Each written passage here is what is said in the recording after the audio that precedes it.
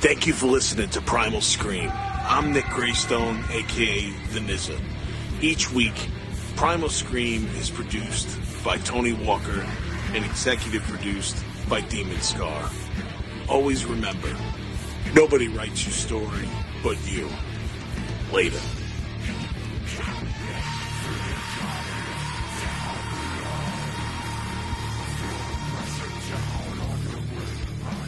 Hey kitties, what up, what up? Welcome to Primal Scream. This is your host, Nick Graystone. For the next hour, we're going to talk about fantasy, reality, and everything in between. Let's go. Hey kitties, what up, what up? Welcome back to Primal Scream. Oh, it's live tonight. Again, yay! I love going live.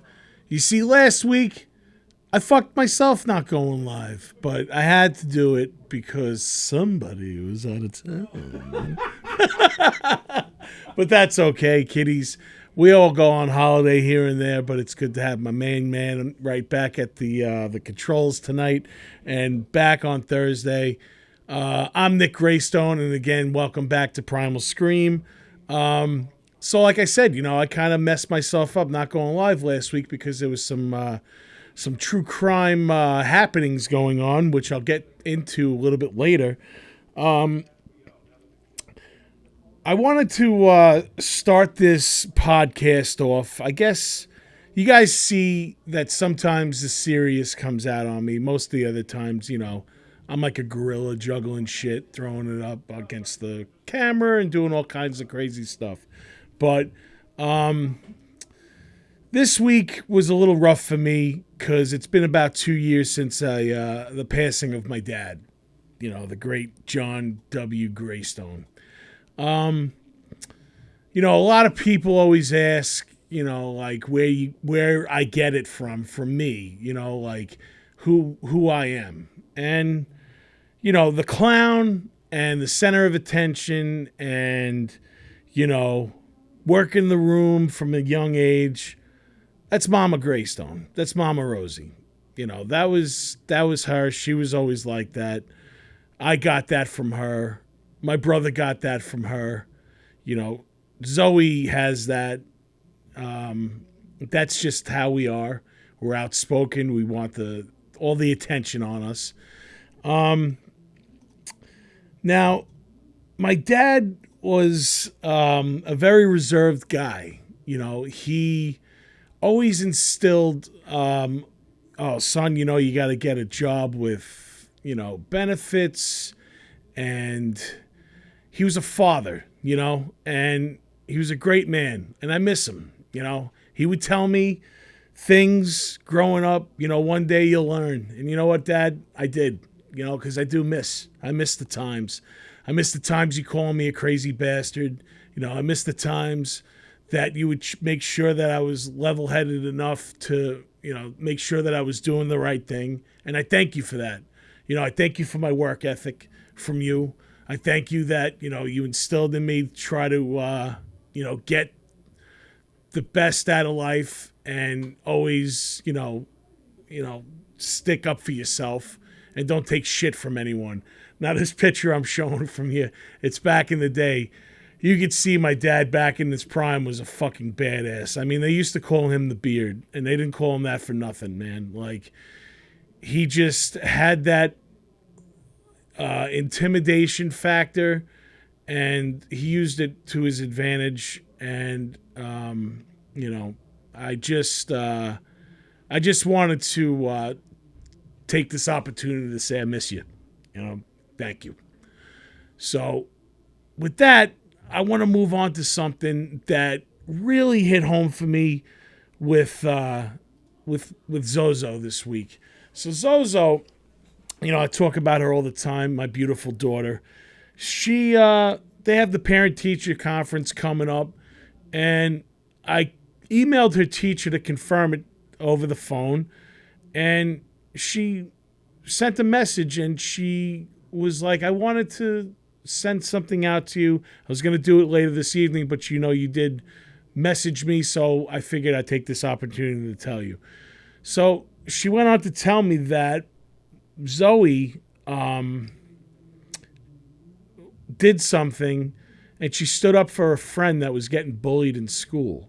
And the kid that was getting bullied didn't speak up for himself, and Zoe took it upon herself to confront the bully and made the other child apologize to her friend. And the bully begged Zoe for not to tell the teacher. And Zoe, when me and, Sarah spoke to her about it, we were like, what happened? So she was telling us. And then she said to the bully that, think before you act. You hurt someone's feelings, and now now you're going to suffer the consequences. And she went and told the teacher. And the teacher thought that was very admirable and very stand-up-ish and very, a good thing to do. And I gotta say, with dealing with the anniversary with my dad and everything, and hearing that, I've been an emotional wreck this whole week. And hearing that, man, I welled up with tears, and I was just so fucking proud of my kid that she is doing that. She's passing down that do the right thing mentality, and I can't be more proud of her. So Zozo, just keep on doing what you're doing. You're great and everything, kid. And I know everyone says their kid's the greatest, but really, mine is. And the mistakes that maybe I and her mom made in life, we're doing one thing right, and we're raising our kid right, and she has great values. So I can't be any more proud of her for doing that. And I love you, kid. So thank you. And another positive thing, I don't have a picture for this, but I wanted to congratulate one of my good friends. Anthony DiDomenico just hit 300 episodes on the Keep Moving Forward podcast. 300, man. That is something. I was talking to him earlier today, and I couldn't be more any proud of him. It's great. I love that he's able to do his podcast under his terms and the way that he wants to do it, and totally inspired me to do mine. And I'm proud of you, bro. So congratulations on 300. I hope you hit 1,000, man. So keep moving forward and keep doing your thing, dude. And that was awesome. So continuing on that awesome front, this past weekend we had Beery's Con, the HorrorCon that I've been plugging for the last couple of weeks, and it was a great turnout. We had a great time. I had Julia and Steve on last week, and we were talking about leading up to the event. And really, the weather didn't cooperate with us, but we soldiered on. And Aliska Hahn from Space Preachers came in. She did the Q&A. We showed the video. Everyone was, the people that were there were very warm. She was very warm to them. So it was a nice, good vibe. Julia hosted that Q&A. I hosted the Q&A with Ron Milkey. He played Officer Dorf in the original Friday the 13th. Now, for me being a fan of that movie, it was awesome talking shop with Ron. Ron had some great stories of working on set with Sean Cunningham and Kevin Bacon. And it was just a great time. I was there for the duration of the day. I got there at 11 o'clock in the morning, and I did not leave until 2:30 that night, because later on we were celebrating my friend Tom Bennett, his 50th birthday, and a bunch of bands. Cover Me Bad played. My band, who we finally named ourselves that night in honor of Burt Young, we were the Sterno Bums. We had a great set. I'm sorry, kids, no pictures were taken. There was a 30-second clip of video that sounds like shit, so I'm not even going to show you that. But it was a great time. And I spent like a good part of my day on Saturday and a good part of Sunday into that day recuperating from that day at Beery's. But we're looking forward to doing it again. HorrorCon 2. We're already kicking around some ideas, and as soon as we have something cemented, we'll let you know. But this could be a thing, This could be a thing going forward, and judging from the turnout, maybe we could bring in some different people. I already know Aliska wants to come back, so she's definitely welcome back to come back to Beery's. Aliska, thank you. Thank you to Ron for being awesome with the fans. So HorrorCon came and went, and it was awesome. I talked about the true crime stuff. I'm going to get into that. This week, though, I was home for one night, and I was flicking around through channel the streaming or whatever, and I saw this movie, Observe and Report, that I haven't seen in a while.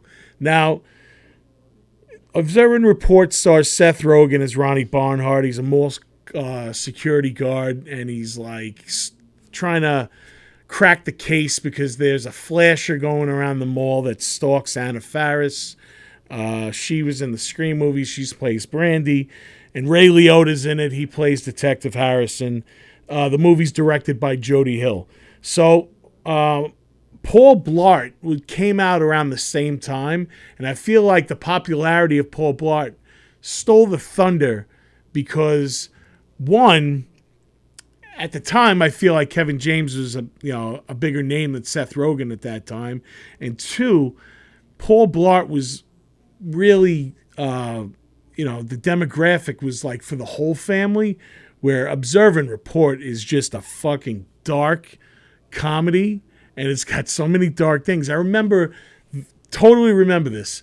I saw it in the movies, and I felt like I was Robert De Niro in Cape Fear, laughing hysterically while everyone around me was like, what the fuck is wrong with this guy? Like, it's just my type of movie.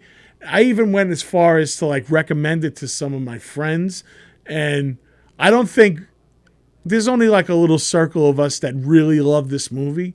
Like, I remember one friend coming back. He's like, yeah, dude, I went with my wife and I took my parents to go see it. And we were like, dude, what the fuck is wrong with Nick? Why would he tell us to go see this movie? It's so bad. So, like I said, the dark elements from it, it taps into like Taxi Driver in a way, because like it has like that commentary going on throughout the whole movie. You hear like his inner thoughts or whatever, and it deals with like the mental state of Ronnie in the movie, where he thinks that he tries to be a cop, but he's not. He's a mall security guard, and like Ray Liotta his role is funny because he's the detective on the case, and he's constantly ripping into him and calling him a fucking idiot and like, you're fucking up my case or whatever. And it's pretty funny role for Ray Liotta. So the main role really was intended for Danny McBride, but the studio at the time thought that Rogen was a bigger draw because of Knocked Up.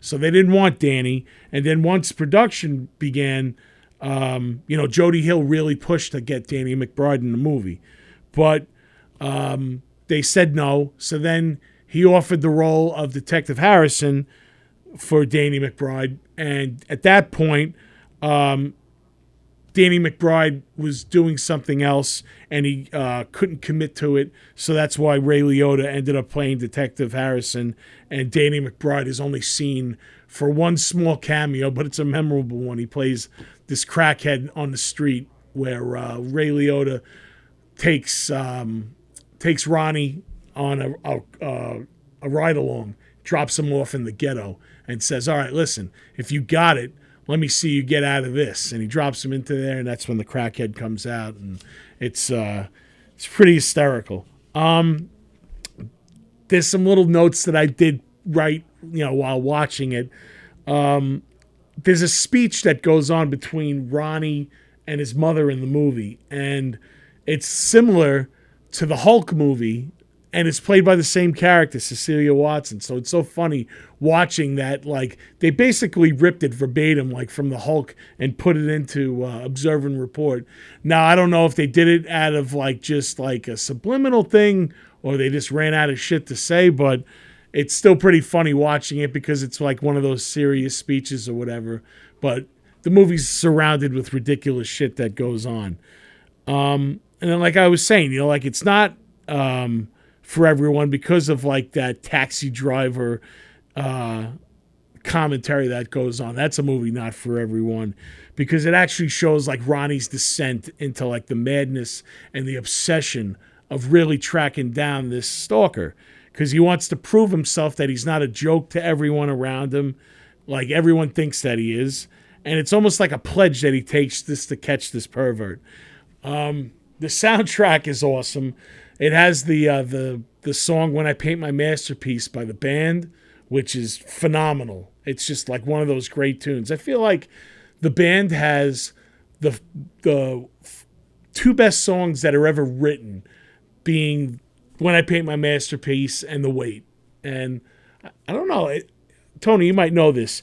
Is "When I Paint My Masterpiece" also featured in The Last Waltz, or is it just "The Wait" that's in the Last Waltz? If I remember right, I do believe both songs. Yeah, well, "The Wait" is definitely in there, but I believe "When I Paint My Masterpiece" is in there. I mean, that's a great freaking movie, right? Man. The Last Waltz. Yeah. They're actually showing it. It's like a big celebration for it coming up. I don't know if it's got to be 60 years now, right? No, it's coming up on 50. 50? Yeah, it was like 76, if I'm not mistaken. Okay. Yeah. It was like the final. What was it? The final farewell for the band. For the band. I mean, they did reunite only maybe 5 or 6 years later, but it wasn't the full. It wasn't the original 5. And the way that it's filmed, like you watch that or whatever, it's mint. It's Scorsese. It's one of those great concert films. It's like the versions of the songs are awesome. The way it's shot, that it's awesome. You're right, Scorsese. They even got into a little CGI in that movie because I don't. This is a little useless information here, but Neil Young was so high when he took the stage that there was coke actually in between his nose and upper lip. So they took it off? Yeah, they actually used more. Right. They used CGI to take it off, Wow. and that's 1976. But they were able to do that. That's crazy. Yeah, and they did it in 76. Yeah, they didn't do it recently. No. When the movie came out back then, they were able to do it. Probably would have definitely enhanced it. Oh, yes. Right. Well, I mean, now they brag about it. Oh, yeah, he had all that coke, but back then, still wasn't socially acceptable. Taboo. Right. Now it's like, I guess, accepted to do coke in the 70s. Right. There's my little tidbit for you. Right? All right, thank you, brother. I appreciate that.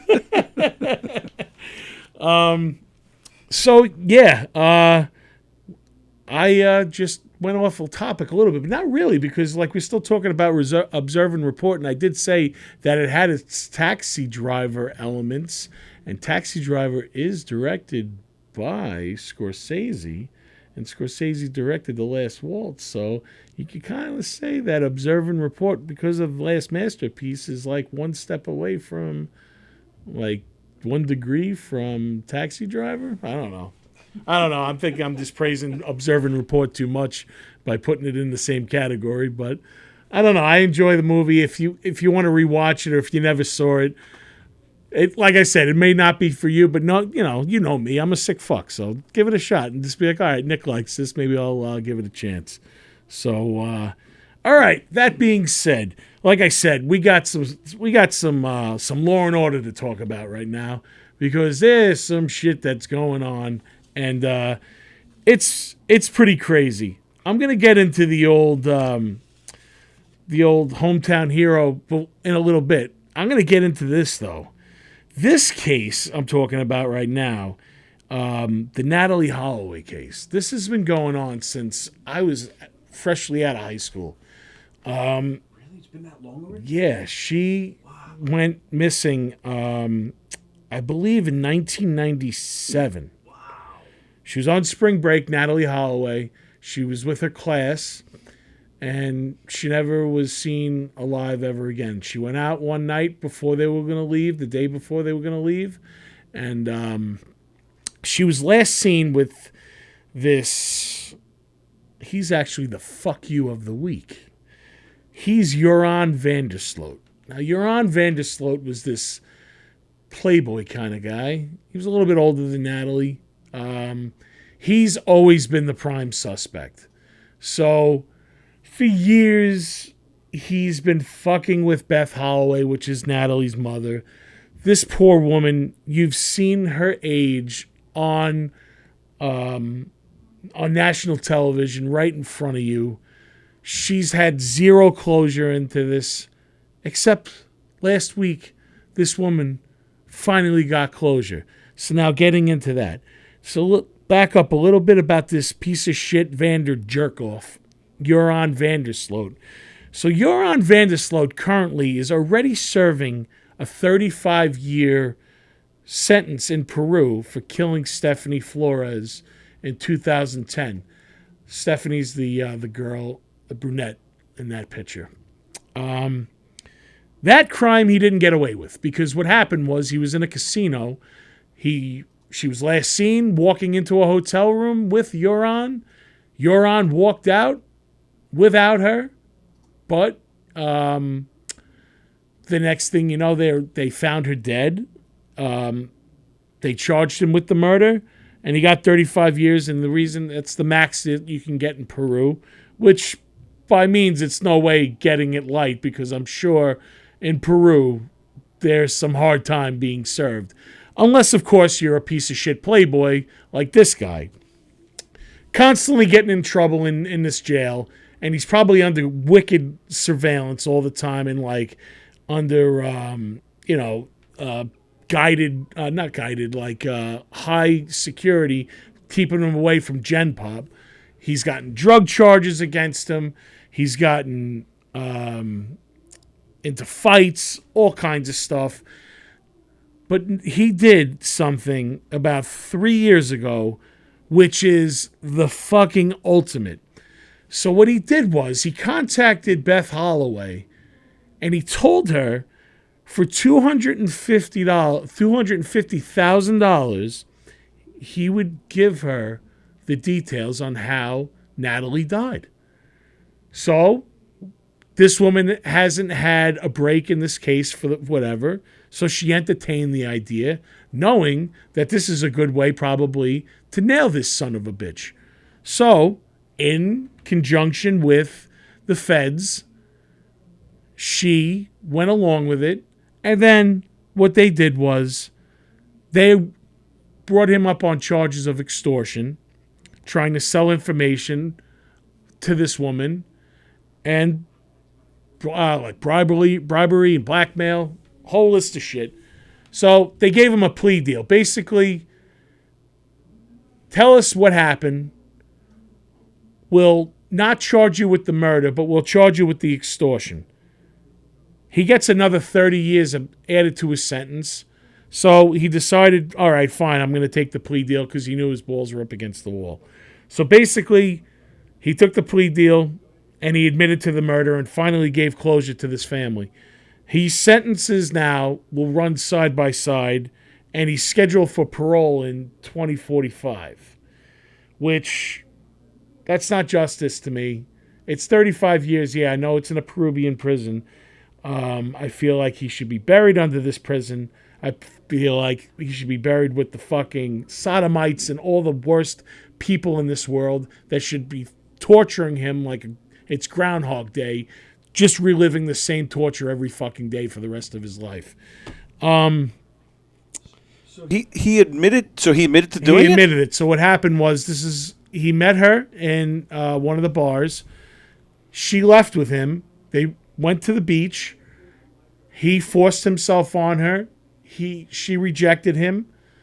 He got mad, kicked her in the face, and then he took a cinder block and bludgeoned her, and then he threw her into the ocean. Wow. I didn't hear any of this. Yeah, this happened last week. So he admitted all to that. And so basically, after it all said and done, they brought him into court, and Natalie Holloway's mom finally had her day, and she was able to look at him in the face, and she took the high road, and she just she just said to him, I think jail doesn't look like it's been kind to you, and I hope you remember my face for the rest of your life, because you took away my daughter's future, but you have no future. And she left it at that. And he turned around and apologized to his family and apologized to the Holloway family and said that he's a changed man now because his heart belongs to Jesus Christ. So, what I have to say to you, Joran, is while your heart belongs to Jesus Christ, your ass belongs to a Peruvian jail. So, I hope it gets turned inside out every day and you get beaten to death or within an inch of your life, or horribly killed Dahmer style when some guard decides one day it's time to take a break and forget about your sorry ass. So again, my big fuck you, it's a double fuck you, with the fucking fingers to you, you piece of shit. Fuck you, Joran Van Der Sloot. Thank God that the family of the Holloways finally could put this to bed and get some closure. It's just, the case always messed me up, but now that I'm a father and I just think of what I would feel like if I was in that situation, there's no right feelings for this. It's so bad. And just for him to even go lower to try to get money from these people is just even lower than low. Like, it's one thing he killed her, but then to go and, ugh.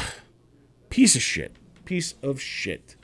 So, moving right along to our local hometown hero right now, Rexy Boy. Oh, Rexy Boy. They are talking about you, Rexy Boy. He's not due back until court until January. But the other day, John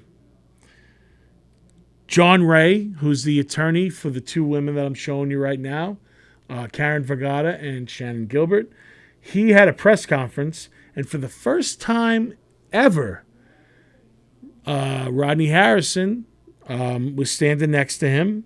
He's the chief, and he was saying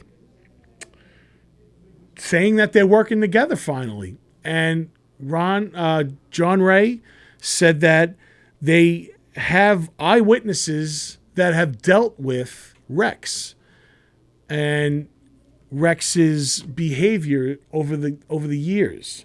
So these eyewitnesses actually tie him to Shannon Gilbert and Karen Vergata. So the first witness, they both are unidentified right now, but the first witness said that she dated a cop and they went to the Huerman's home with Karen Vergata for a sex party back in February of '96.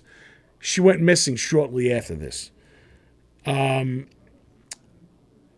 So it was a cop, the girl, and Karen Vergata went to Rex's home while Rex was home with his wife. So his wife was there too.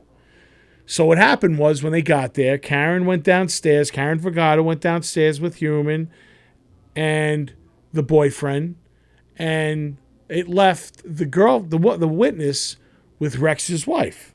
And during that time, she spoke with Rex's wife, who said that Huerman had brought her from her country and that everything she had, he had given to her.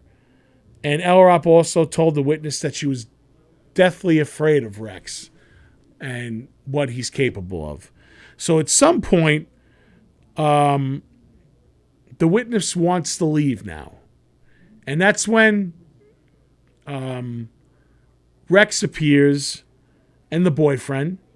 So they're getting ready to leave. And she's like, well, what about the girl we brought here? And the cop was like, no, that's fine. She wants to stay.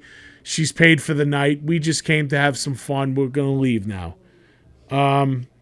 So they left. They're leaving. They're getting in their car. And all of a sudden, she said that Karen Vergata suddenly runs from the Huerman home, stark raving naked, and she's running towards the garage. And the witness asked the boyfriend, like, what the fuck is going on here? And he's like, oh, they're just playing a game. It's fine. That being said, they took off, and she never thought about it ever again, up until the point where she saw Human get arrested, and then Karen Vergata was ID'd, because Karen Vergata for years was unidentified. They only identified her over the summer. I believe she was Jane Doe that they found on the Meadowbrook Parkway. And she was compelled to come forward and talk to John Ray, because he does represent the Vergata family. So that's witness number one. Now, the second witness is a taxi driver, and she once saw Gilbert and Human together when this was going back in the fall of 2009. She got called to pick up a girl from the Sayville Motor Lodge who had locked herself in a bathroom that was scared to come out because she was there with someone that was agitated. So when she arrived, she said she waited several minutes before a very large man ran out of the room and went into his SUV and took off. And then all of a sudden, a woman entered her car, and she was crying and shaking. So now, again, she said that the girl got her composure and said that the woman said that she was lured there by a man for a job, but he had offered her $3,000 to stay there with him for the evening, and he handed her an envelope. And when he went to the bathroom, she looked inside the envelope, and it was just paper scraps. So it wasn't money. So she said that she realized that she was in some deep shit. So what she did was, when he got out of the bathroom, he basically got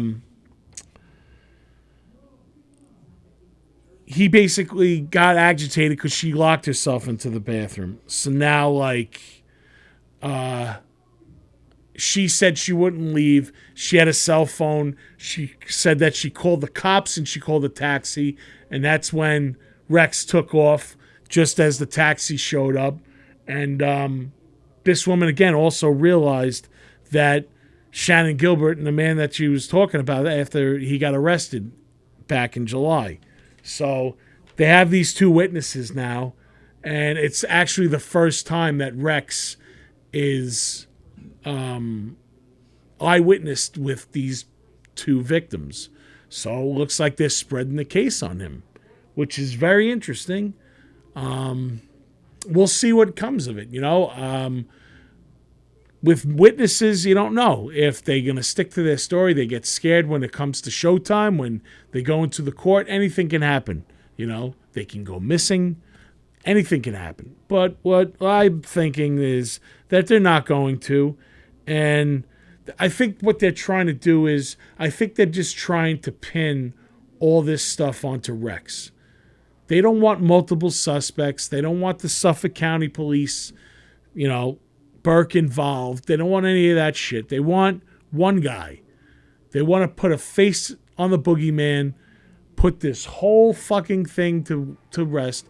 So, again, I'm just the armchair detective, but what I think is going to happen is, once he starts leading up into court, I believe he's going to start getting pinned onto all these other missing people, What's interesting also is someone asked John Ray during the press conference afterwards what the other boyfriend was doing downstairs with him and Vergata. And could it be possible that Rex is bisexual and that he had a threesome with the cop and Karen Vergata? Because now, if this is the case and Rex is bisexual, that could possibly link him to the Asian man that was found, that was a transvestite, that was found in Gilgo. It's a possibility. Maybe he's into dudes as well. You never know.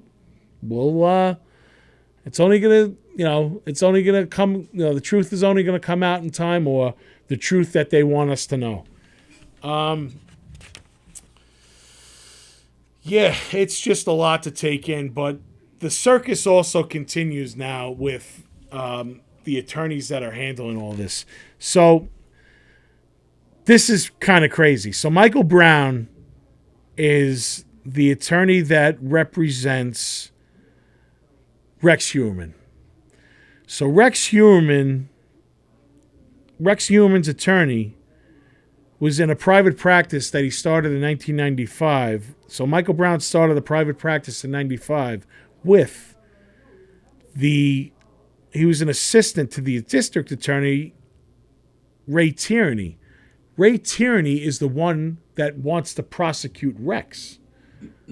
That's a conflict of interest. So Tierney is a former federal prosecutor leading the team of prosecutors against the case against Heuermann, and he's likely going to square off against his old friend in court.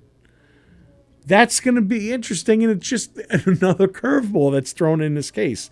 So now, Asa, that's Asa Ellerop, that's Rex's wife, her lawyer is Macedona. Macedona and Michael Brown, who's Rex's attorney, also were business partners up until the point where Macedona pleaded guilty in 2008 to felony cocaine possession, and he lost his license, but he regained it. He was reinstated after his conviction was thrown out, and he was only given a misdemeanor. So now it looks like the defense, the prosecution, and the defense of the wife are all in bed together at one point.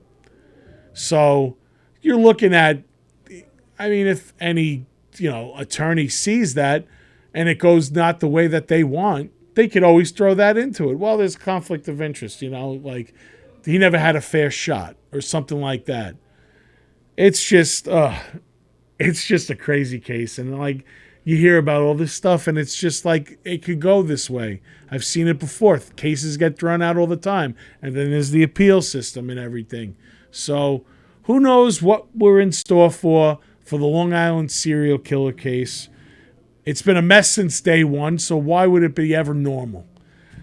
Now, 24 hours later, getting back now to sorry, it's like going in circles and everything, but I'm trying to keep it as straight and narrow for you as I could tell it. So now, 24 hours after the fact that John Ray had a press conference and say that he was in conjunction with the Suffolk County Police with Rodney Harrison, someone from the Suffolk County Police, and I don't have the statement on hand, but you could pull it up, they posted that there has never been in conjunction with John Ray ever. So they're already contradicting what this man said, even if he's standing with the chief of police 24 hours before. They got to get their story straight. They got to figure out what the fuck is going on and give us, the public, the right information, It's very confusing. And I'm just trying to tell this news as I hear it, So I'll keep you updated. Like I said, Rex is not due back in court until... I believe it's the first week of January, so it's quite some time. So, they're still building a case, but from what I'm looking at right now, they already got, they got the two witnesses. That's the first we're hearing about that, so I'm sure there's others that we don't know about. Because, you got the girl that said she went out to dinner with him and said that he was saying all kinds of weird shit. And then there's other people that have come in contact that said they knew him and that he was a weirdo and he was an avid hunter with the guns and all that. So we'll see. We'll see what happens. That wraps up the Rex segment of this evening. I don't have much about this case that I'm going to talk about right now. It's just happened yesterday. It's the shooting that happened in Lewiston, Maine. Claimed the lives of 18 people and 20 injured. The guy's still on the run. His name is Robert Card. I didn't bring a photo. It's all over the news right now. Tony and I were talking about this before. There were telltale signs about this guy. making threats, but he still got his hands on a semi-automatic weapon. These guns are not, they should not be in the hands of civilians. Look, it's not for sport. These guns are made to fucking kill. They're war machines. They do not belong on the street. I understand your gun country, gun control is a very, touchy topic because there's guys out there that they love their guns. And I get it. And they're law-abiding citizens and they're licensed and they do it by the book. And there's people that ruin that. But there's got to be some kind of gun control for these people that get their hands on it that they shouldn't be getting their hands on these guns. Especially these guns that could kill fucking 20 people in the matter of seconds. And I've said it before and I'm going to say it again. If 20 first graders getting fucking killed in school didn't change anything, nothing is going to change anything. I guarantee you that if 20 of those kids were NRA families, for a fucking fact that those guys that would be in the NRA, we'll see where their loyalty is at that point if their kid gets massacred and gets killed. So I'm always, I'm bringing that because that's the worst of the worst with the children, man. And I'll always bring it back to that. Change needs to happen. There has to be some more gun control in this world. And I don't really give a fuck who I'm offending. I'm not trying to take your guns. You can have your guns. You can stick them up your ass for all I care. I really don't care. It's fine. But I'm talking about the war machine type of guns that could fucking wipe out 20 people in seconds. Something needs to be done. Some kind of more laws are in place, more steps are in place to get access to them, because it seems that this guy, Robert Card, has a history of mental health issues, which to me, again, goes back to the biggest problem in the world right now. Sure, there's gun violence, but mental health, I feel, is number one. Everyone knows someone that deals with mental health. Like I said, I kicked the podcast off this week. My mental health wasn't there this week because I'm sad, but I'm not as sad that I'm going to go out and do that. But you never know what could happen to the next guy who's sad and goes out and takes out his frustration, and it's in the wrong hands. So I just I hope they find this guy and he can be brought to justice and something needs to be done. But like I said, I really don't think, I don't know. You got anything to say about it, Tony? The latest is authorities were surrounded some property that he owns, and reporters actually heard authorities on the megaphone saying, "Robert Card, we know you're in there, come on out." But after a few hours, all the authorities left. But it has been reported now that authorities did find, and I don't know where they found it, but they found a suicide note from him. Oh, they did. So it's a very rural area too, right? Exactly. So this guy may never turn up. No, or they'll find him dead. Well, that's what I mean. Yeah, like he's Well, you're right, either because it's so rural he could disappear, or he's already dead, and he could have been dead already for 24 hours shortly after he did it. Right, and because that's usually how all these mostly end. Right. They don't hang around for. Yep, you're absolutely right. The only thing I could think of in the last spree shooting cases or whatever, that one kid that shot up the theater, they arrested him. He's still in, he's in the hospital, but they tried him. I don't think they even gave him death. I think they gave him life. Life. But it's just a shame. And well said what you were saying a minute ago with mental health. I mean, it's a shame. I mean, because this guy is a Army Reserve, so you do kind of feel bad for him to a certain degree. Sure. But I mean, you can only feel so bad after what he did. But still, it's the fact that he's got these mental health issues, couldn't get the help he needed, but he can get these assault rifles. It just doesn't make sense. How it happens is just unbelievable. Right. Yep. But it seems easy. Yeah, which is a shame and unfortunate. And I'm with you. I don't have a problem with people who carry guns, and it doesn't matter to me. Friends that have guns, absolutely. like and they're responsible. It's about being responsible, making that they know that. I know that my friends that have them, they are. I mean, I'm not the one to say I shouldn't be the judge of someone and say that, that guy deserves a gun, but that guy doesn't deserve a gun.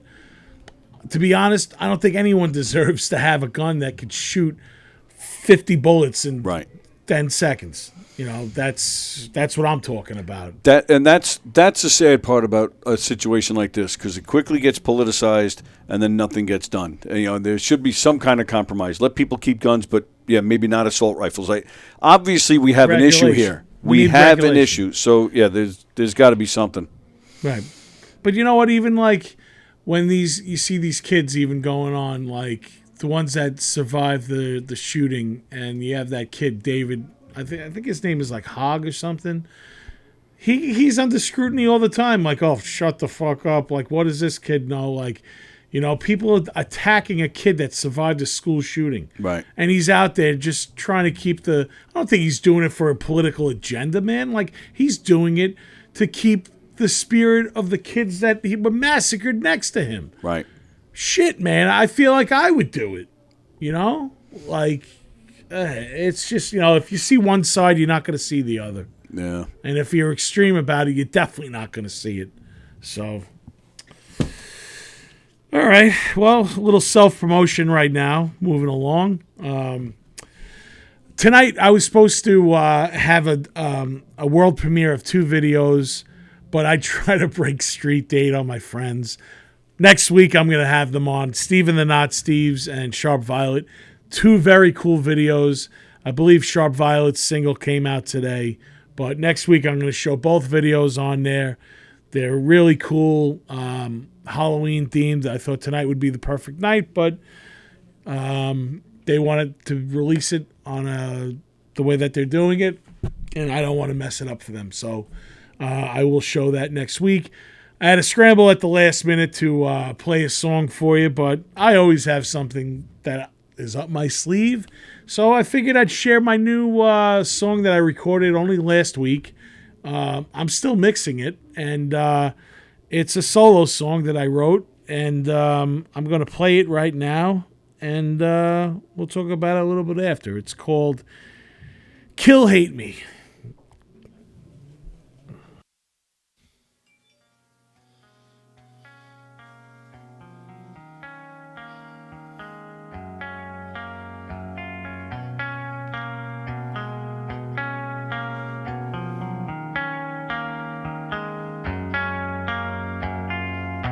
Just listen to what I say. Please don't beg me to stay. If you're gonna leave me anyway, better off worlds away. Should've known most people don't change. They just get lost with age. Old pictures all fade, yet all good memories remain. Sucks life hasn't been kind, and 100 sleepless nights, a million miles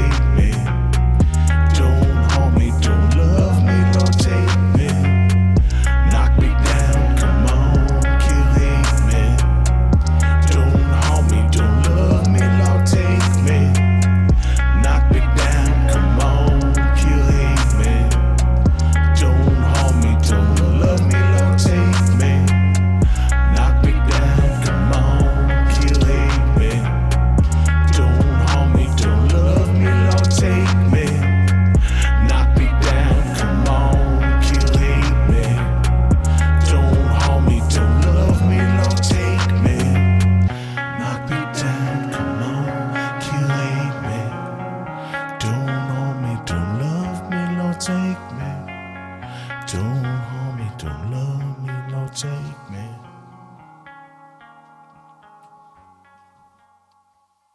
All right, that was Kill Me, Hate Me. Thanks, bro. I appreciate it. So, yeah, I recorded that last week. I've been buying beats off of sites. I found that beat off of SoundCloud. Yeah, I'm excited to put out this EP. It's figured it's gonna come out like sometime in January, and like it's a departure from the stuff that I do with Demon Scar. You know, Demon Scar is a totally different beast. I get my my metal and my punk in there, and you know this style of music really influenced heavy by Little Peep, and you know Little Peep's actually his birthday is gonna be on November 1st. They're doing a big memorial for him in Long Beach. I'm going to go check that out. Little Peep will always be special to me because his music, you know, I was hooked instantly to it. It also, the connection that I have with my little brother Keith, you know, that passed away. I always think of him anytime that I listen to that. And this song, you know, it was something that I feel was in the vein of that, and I recorded it with Greg Gavitt again at Center Stage Music. That's where I go to rehearse, and Greg's awesome. I go in there with an idea, and he helps me out. He actually helped me with the melody on this, and he pushes me. He pushes me because he knows that I can hit certain vocal ranges and stuff, and I've been working with him for over 10 years on all different types of material, and it's always a pleasure working with him, and I'm really happy with this one. So yeah, that's going to come out in sometime in January, and I'm actually going to play it live this weekend. I have a gig coming up. It's Saturday night at the Raven in Worcester, Massachusetts.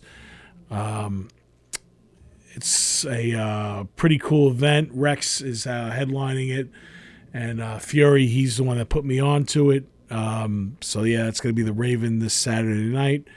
I do want to talk about now my sponsor. I'm rocking the hat right now. Dark Side of the Shroom.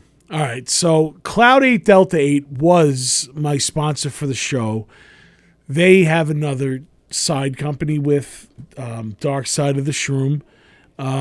Because of regulations, they're having a lot of trouble trying to get it sold in New York, their vapes, but shrooms are illegal. So, which I find fucking hysterical. But that's I was a little leery about pitching this because it's been 10 years since I actually took real shrooms, and I've always said that was my last trip is my last trip.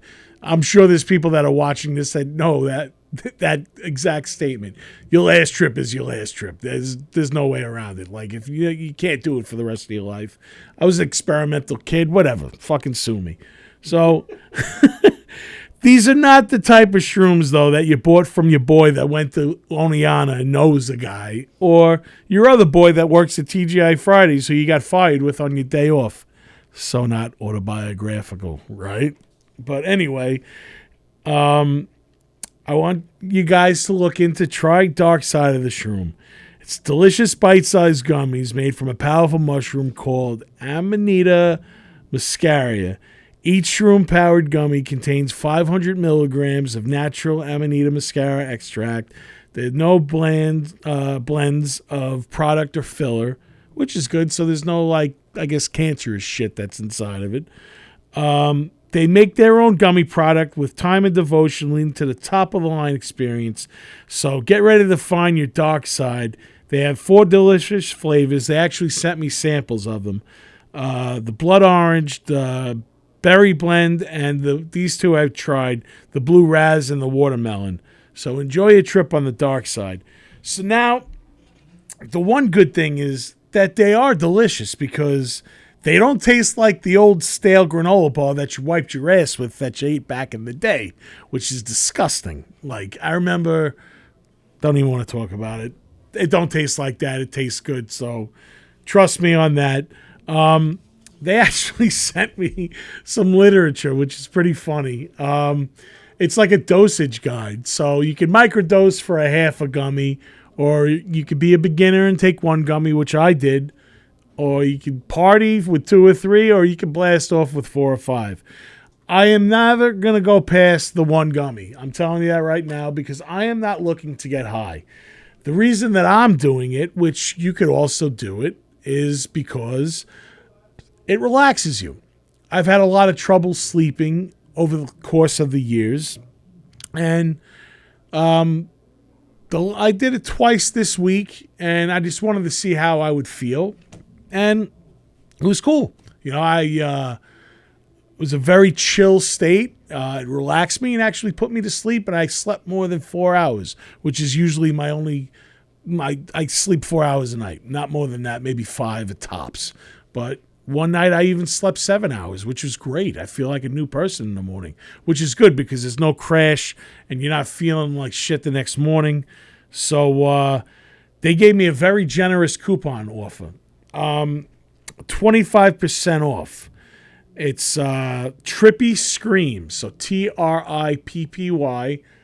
Tony, I believe I have the... there it is right there, Trippy Scream. Use that to get 25% off. And as an added bonus, listeners, you never know. This is my first giveaway. If you go on and buy from Dark Side of the Shroom, I have 1 extra hat and I have 1 t-shirt of your choosing. If you want the hat or you want the shirt, DM me with your receipt and I will send you the shirt as a gift from me and a thank you for trying out this new product. So thank you, Dark Side of the Shroom, for being the official sponsor of Primal Scream. And also, Mr. Beery's in Bethpage is also an official sponsor of the Primal Scream podcast. They're having their open mic tonight, which is always every Thursday. This weekend is another stacked weekend. They have a Halloween show on Friday. Revel 9, The Misfit Saints, Born of Scars, and Bacon is My Passion is on Friday.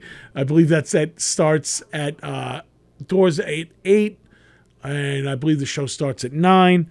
Saturday is a punk rock Halloween. We got the Raw Moans and Lust for Life, which is a Stooges and Iggy Pop tribute, and American Nightmare, which is the Misfits tribute. I couldn't think of a better lineup than that for a punk rock Halloween night. Always a fun time at Mr. Beery's, keeping the tradition alive with the original music and giving us weirdos a place to hang out and have a good time. So, all right, kids. Well, I'm going to put this episode to bed.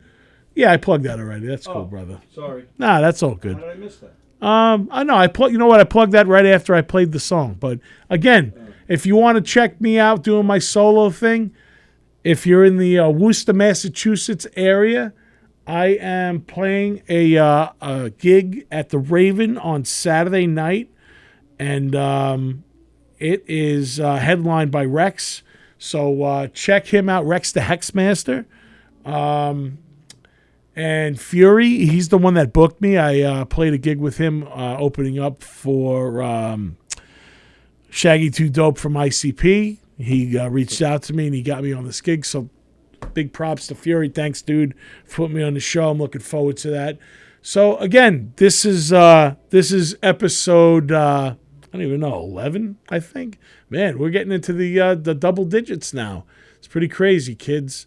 Well, you guys have a safe Halloween. If you want to see Otto the Clown, it's your last opportunity this weekend. I'm going to be there Sunday, Monday, and Tuesday. The rest of the ghouls are going to be there from Thursday to Tuesday.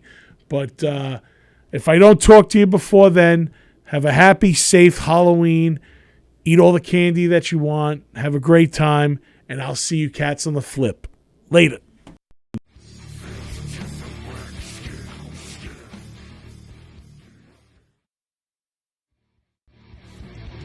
Thank you for listening to Primal Scream. I'm Nick Graystone, a.k.a. The Nizza. Each week, Primal Scream is produced by Tony Walker and executive produced by Demon Scar. Always remember, Nobody writes your story but you. Later.